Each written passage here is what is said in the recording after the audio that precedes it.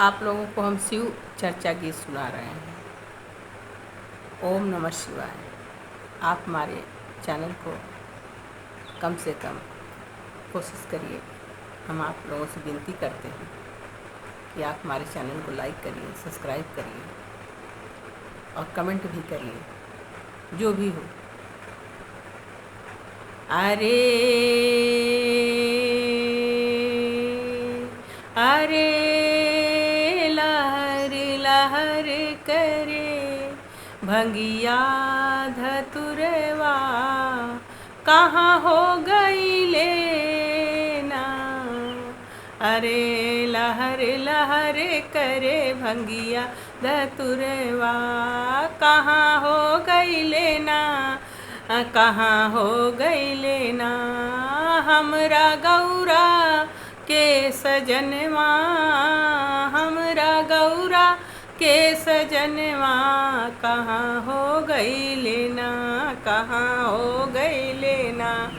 खोजत खोजत गईनी वैष्णो नगरिया, खोजत खोजत गईनी वैष्णो नगरिया। बतावा मैया हमा कहाँ गईले, लहर लहर करे भंगिया धतुरवा, कहाँ हो गईले।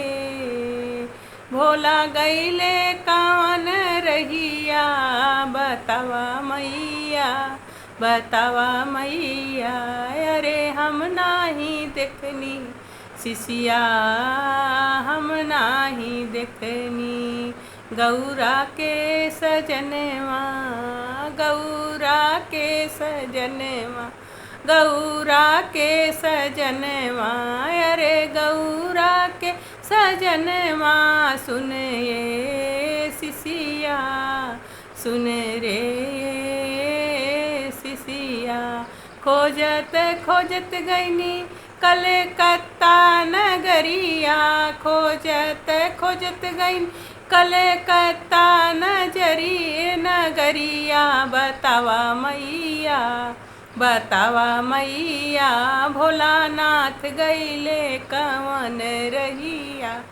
बतावा मैया, भोलानाथ गईले कवन रहिया।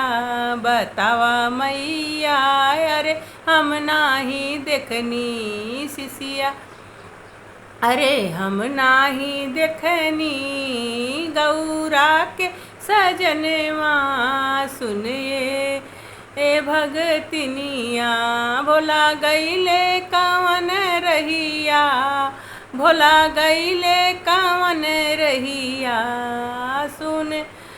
सुना खोजत खोजत गईनी काशी नगरिया, खोजत खोजत गईनी काशी नगरिया। बतावा मैया, बतावा मैया, भोला गईले कौन रहिया। बतावा मैया, भोला गईले कौन रहिया। बतावा मैया, सुनते बचनिया मोरी मैया मुझसे कैली, सुनते बचनिया मोरी मैया मुझसे कैली। बताई देहली भोला चर्चा में गईले, बताई देहली भोला चर्चा में गईले। बताई देहली भोला चर्चा में गईले। बतावा बतावा बतावा मैया, भोला कहाँ गईले। बतावा मैया, नंगे पाँव दौड़ल हम चर्चा में गईनी, नंगे पाँव दौड़न हम चर्चा में गईनी। अरे चर्चा में, अरे चर्चा में गईनी, संग उठनी अपन गुरु ज्ञानवा से, संग उठनी आपन गुरु ज्ञानवा से। बतावा मैया, बतावा मैया, भोला कहाँ गईले।